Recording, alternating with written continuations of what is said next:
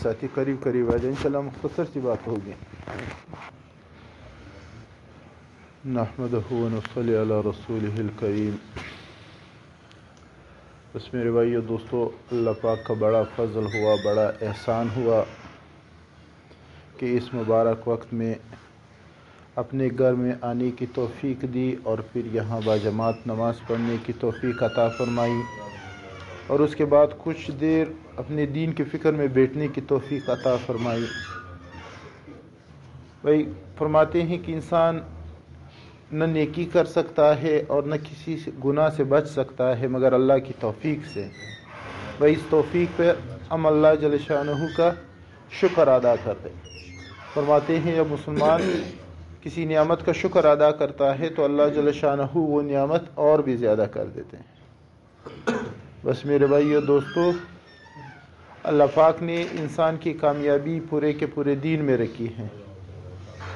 पूरा दीन क्या है कि अल्लाह जल्ल शानहू का पूरा दीन, अल्लाह जल्ल शानहू के अहकामात नबी अलैहिस्सलातु वस्सलाम के तरीक़े के मुताबिक पूरे किए जाए। जिस मुसलमान की ज़िंदगी में दीन होगा वो अल्लाह जल्ल शानहू की नज़र में कीमती है और उस मुसलमान के साथ अल्लाह जल्ल शानहू के आखिरत की नियामतों के वादे हैं। और जिस मुसलमान की ज़िंदगी में दीन नहीं तो उनके साथ वादे भी नहीं है और आखिरत में नाकाम होगा। अल्लाह जल्ल शानहू ने इंसान को दुनिया में भेजा है, एक मकसद के लिए भेजा है और वो मकसद यही है कि दुनिया में इंसान अल्लाह के दिए हुए दीन के मुताबिक ज़िंदगी गुजारे, अल्लाह के हुक्म और नबी अलैहिस्सलातु वस्सलाम के तरीक़े के मुताबिक चले। अब अगर इंसान इस मकसद को पूरा कर रहा है तो बड़ा कीमती है। दुनिया में हर चीज़ का कोई मकसद होता है, जब वो चीज़ मकसद पूरा करती है तो उसकी एक कीमत होती है, लोग उसको कदर की नज़र से देखती हैं और वो ख़ुद भी कीमती होती हैं। अगर वो अपने मकसद से हट जाए, अपने मकसद को पूरा ना करे तो फिर वो अपनी कीमत खो देते हैं, उसका कोई कीमत कोई वैल्यू नहीं होती। मसलन हम बिजली का एक बल्ब ख़रीदते हैं, क्यों ख़रीदते हैं? रोशनी के लिए ख़रीदते हैं। तो जब तक बिजली का ये बल्ब अपने मकसद को पूरा कर रहा है, रोशनी दे रहा है, 10 रुपए का बल्ब होता है, हम 10-20 साल तक उसको संभाल कर रखते हैं। क्यों? वो मकसद पूरा कर रहा है, कीमत कम है लेकिन उसकी वैल्यू है, उसकी कीमत है, उसको संभाल कर रखते हैं। लेकिन अगर 100, 500, 1000 रुपये का कोई बल्ब ले ले, जिस मकसद के लिए लिया हुआ है, 1-2 दिन इस्तेमाल किया, उसके बाद वो फ्यूज़ हो जाता है, रोशनी नहीं देता, अब वो 100, 200, 1000 रुपये बल्ब की कोई कीमत नहीं है। हम ये नहीं देखते कि इस पे तो 1000 रुपये खर्च किए हैं, हम ये नहीं देखते इसको तो 2 दिन पहले लिया हुआ है, बिल्कुल नया है, हम उसको फेंक देते हैं, उस जगह पे एक नया बल्ब ले आते हैं। क्यों ले आते हैं? कि वो पहला वाला बल्ब जो है वो मकसद पूरा नहीं कर रहा। तो जो इंसान जो चीज़ अपने असल मकसद को पूरा करती है उसकी कीमत होती है, लोग उसकी कद्र कीमत होती है। तो अल्लाह जल्ल शानहू ने इंसान को भी मकसद के तौर पर दीन दिया है कि इंसान इस दुनिया में दीन के मुताबिक ज़िंदगी गुजारे। अब अगर इंसान दुनिया में दीन के मुताबिक ज़िंदगी गुजार रहा है, अल्लाह जल्ल शानहू के हुक्म और नबी अलैहिस्सलातु वस्सलाम के तरीक़े के मुताबिक ज़िंदगी गुजार रहा है, तो इसकी अल्लाह जल्ल शानहू की नज़र में कद्र कीमत है। और ऐसे ही लोगों के लिए अल्लाह जल्ल शानहू ने आखिरत में जन्नत की नियामतें तैयार की हैं। और अगर दुनिया में इंसान ऐसी ज़िंदगी गुजार रहे हैं, अपने नफ्स के ख्वाहिशात की ज़िंदगी गुजार रहे हैं, वो मकसद जिस मकसद के लिए अल्लाह जल्ल शानहू ने दुनिया में भेजा हुआ है उस मकसद को पूरा नहीं कर रहा, तो ऐसे शख्स की अल्लाह जल्ल शानहू की नज़र में कोई कीमत नहीं है। और ऐसे ही अशख़ास के लिए अल्लाह जल्ल शानहू ने फिर आखिरत में दोज़ख का अज़ाब तैयार कर रखा हुआ है। तो भाई इंसानियत जो है वो अल्लाह के भेजे हुए मकसद पर आ जाए कि अल्लाह ने इंसान को जिस मकसद के लिए दुनिया में भेजा है, इंसानियत उस मकसद पर आ जाए। अब अल्लाह जल्ल शानहू ने इंसान को ऐसा वजूद बनाया है कि इसके यादाश्त में ये भूलने की बीमारी ज़्यादा है। आप एक बात उनको बता दे, 2 दिन उनको याद रहती है, तीसरे दिन वो बात भूल जाता है, फिर याद कराना पड़ता है। तो आदम अलैहिस्सलाम से लेकर नबी अलैहिस्सलातु वस्सलाम तक जितने पैगंबर आए, उन सब पैगंबरों ने इंसानियत को उनका भूला हुआ सबक याद कराने की कोशिश की।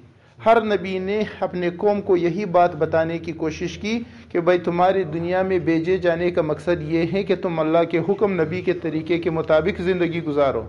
تم دنیا کے تماشوں کے لیے نہیں آئے ہو, تم دنیا کے کاروبار کے لیے نہیں آئے ہو. وہ وقتی ضرورتیں ہیں, وہ ضرورتیں پوری کرو, لیکن اس میں بھی اللہ کا حکم اور نبی کا طریقہ مد نظر رہنا چاہیے. تو ہر نبی نے اپنے قوم کو ان چیزوں کی دعوت دی ہے, ان کو بھولے ہوئے مقصد کو یاد کرانے کی کوشش کی ہے. آخر میں اسی مقصد کی یاد دہانی کے لیے اللہ جل شانہ نے نبی علیہ السلام کو بھیجا. پورے 23 سال تک نبی علیہ السلام نے اپنے قوم میں اسی مقصد کی دعوت و تبلیغ کا کام کیا. لوگوں کو اللہ کے دین کی طرف بلایا کہ بھائی مسلمان کی زندگی کا مقصد کیا ہے.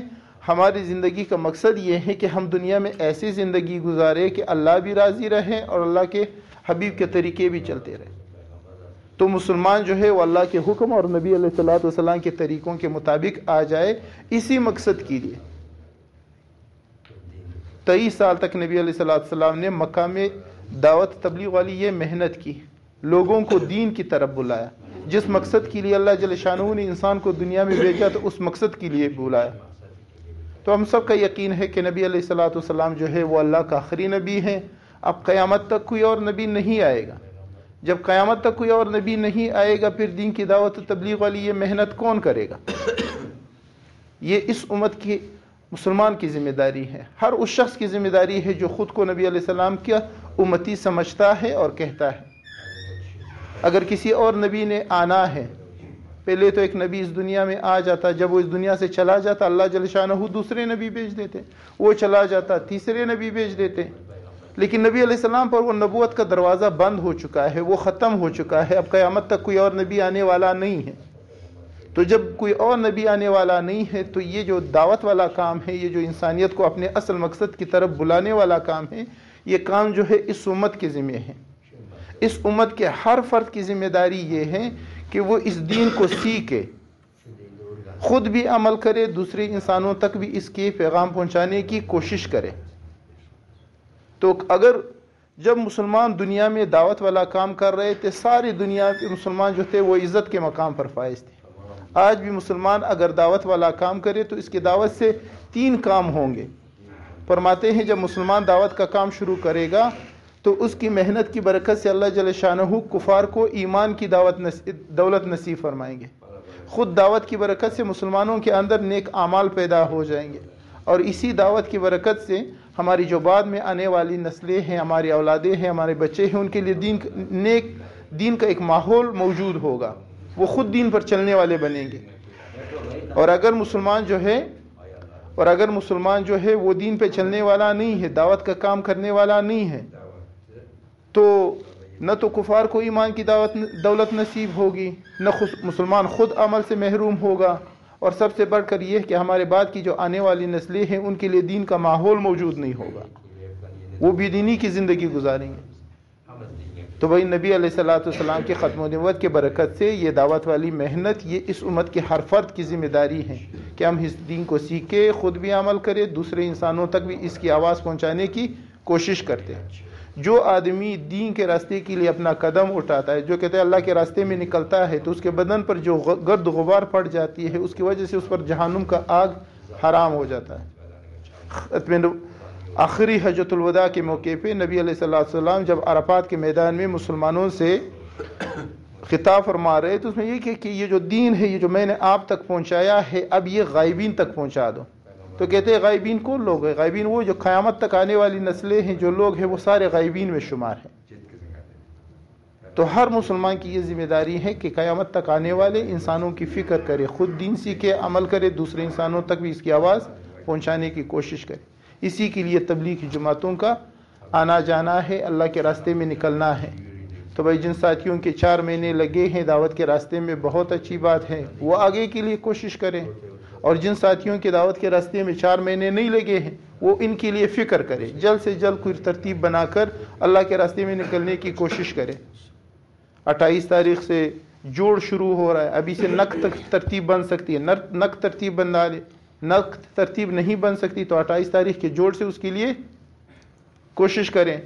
تو بھائی یہ کام جو ہے یہ کرنے کا ہے. سیکھنے کے لیے 4 مہینے ہیں, کرنے کے لیے پوری زندگی ہے. تو بھائی کس کس کے ارادے ہیں کہ انشاءاللہ تعالی وقت لگا کر اس کام کو سیکھے گا بھی اور اس کام کو اپنی زندگی کا مقصد بھی بنائے گا؟ بھائی جن جن کے ارادے ہیں وہ کھڑے ہو کے اپنے ارادے لکھوا دے. چلا 4 مہینے نقد. جن ساتھیوں کے ارادے ہیں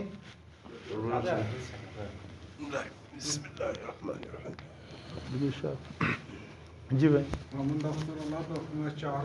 محمد اختر, ماشاء اللہ, محمد اختر کے 4 مہینے.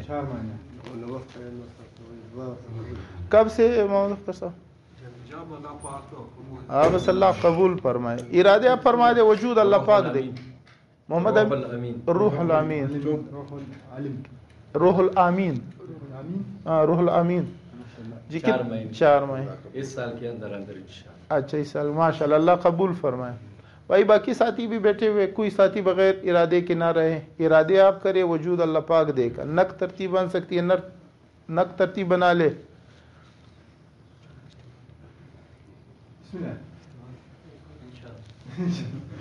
کھڑے ہو کے نام لکھوا دے.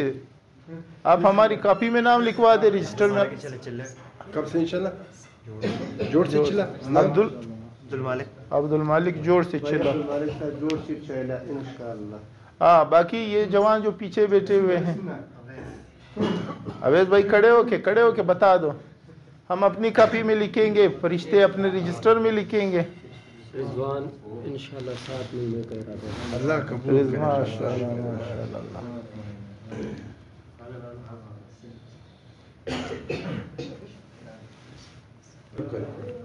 بھی کر دے انشاءاللہ, لے جانے والا اللہ ہے. میں بھی 7 مہینے کی اور پورا زندگی کروں انشاءاللہ.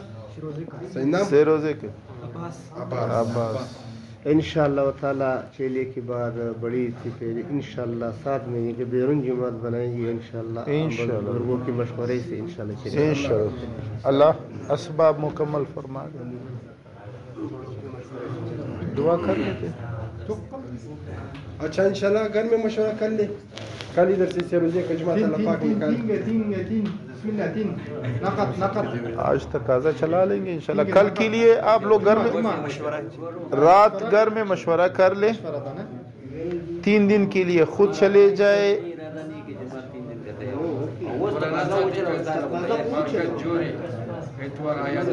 ہاں ایک منٹ آ جوانو اس طرف توجہ. بھائی سے روزے کا نقد کے لیے کون تیار ہوگا 3 دن کے لیے؟ 3 دن کے لیے 3 دن ہے. بھائی کل سے, پرسوں سے, شب جمعے سے 3 دن. یہاں پہ کچھ پرانے ساتھی بھی ساتھ شامل ہو کر اگر ان کی رہنمائی کرے, آپ لوگ قربانی دے تو آپ کی قربانی کی وجہ سے جوانوں کے بھی جذبات جاگ اٹھیں گے. چلے گھر میں مشورہ کر لیں. خود جا سکتے ہیں, گھر سے کوئی بندہ دے سکتے ہیں تو دے دیں انشاءاللہ. کل پھر اس حوالے سے بات ہوگی. آپ مشورہ کر لیں, کوئی ترتیب انشاءاللہ بن جائے گی. 19 تاریخ کو مرکز میں یہاں کے پرانے ساتھیوں کا جوڑ ہے ظہر کی نماز سے عصر کی نماز تک. تو یہاں کے جو ساتھی وقت لگے ہوئے ہیں وہ ضرور اس میں شرکت کریں. یہ ہری پور مرکز میں نا, یہاں کے جو پرانے ساتھی ہیں ان کا جوڑ ہے. یہ رائیونڈ جوڑ کے حوالے سے شاید مشاورت کے لیے وہ کیا. تو ظہر کی نماز سے عصر کی نماز تک ہے. تو ساتھی وہاں پہ شرکت لازمی فرما دیں. اور 28 تاریخ کو پھر رائیونڈ کا جوڑ ہے, وہاں جانے کے لیے بھی کوئی ترتیب بنا لیں. صحیح ہے. الحمدللہ رب العالمین والصلاة والسلام على خير خلق محمد وعلى آله وأصحابه أجمعين برحمتك. ربنا تقبل منا إنك أنت السميع العليم وتب علينا إنك أنت التواب الرحيم. وصلى الله تعالى على خير خلق محمد وعلى آله وأصحابه أجمعين برحمتك.